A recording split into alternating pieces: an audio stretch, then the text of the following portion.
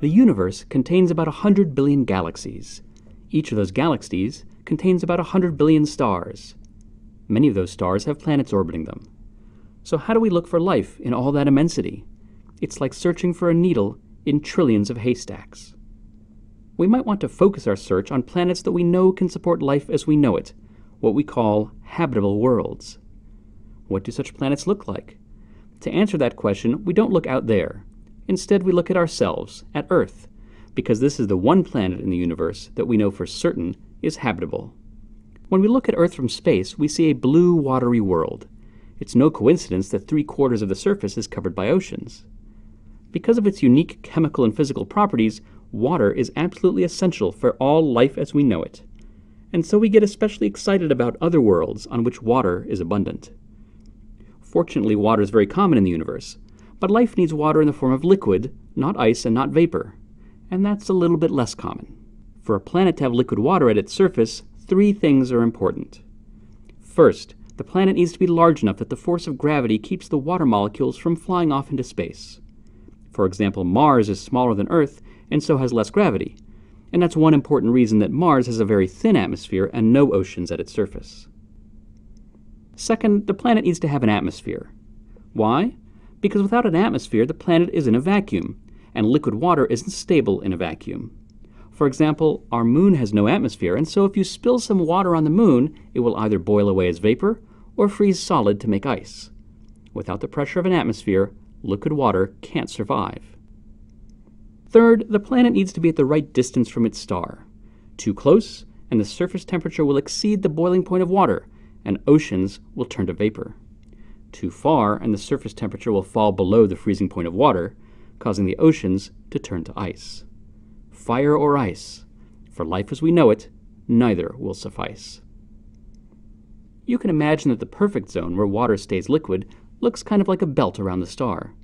We call that belt the habitable zone. So when we search for habitable worlds, we definitely want to look for planets in the habitable zones around their stars. Those regions are the best bets to find planets like Earth. But while habitable zones are a pretty good place to begin the search for planets with life, there are a couple of complications. First, a planet isn't necessarily habitable just because it's in the habitable zone. Consider the planet Venus in our solar system. If you were an alien astronomer, you'd think Venus is a pretty good bet for life.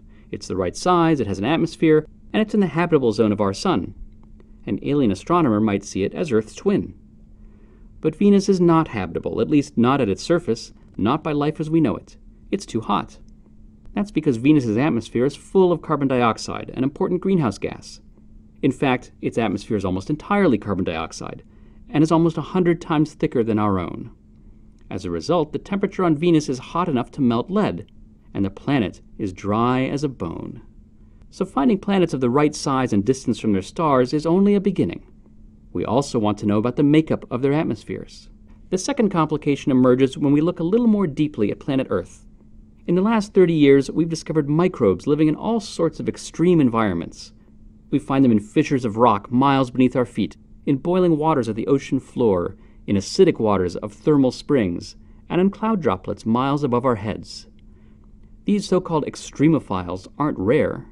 Some scientists estimate that the mass of microbes living deep underground equals the mass of all the life at Earth's surface. These subterranean microbes don't need oceans or sunshine. These discoveries suggest that Earth-like planets may be only the tip of the astrobiological iceberg. It's possible that life might persist in aquifers beneath the surface of Mars. Microbes may thrive on Jupiter's moon Europa, where a liquid water ocean probably lies beneath the icy crust. Another ocean beneath the surface of Saturn's moon Enceladus is the source of geysers erupting into space. Could these geysers be raining microbes? Could we fly through them to find out? And what about life as we don't know it, using a liquid other than water? Maybe we are the crazy creatures living in an unusual and extreme environment. Maybe the real habitable zone is so large that there are billions of needles in those trillions of haystacks. Maybe in the big scheme of things, Earth is only one of many different kinds of habitable worlds. The only way to find out is to go out and explore.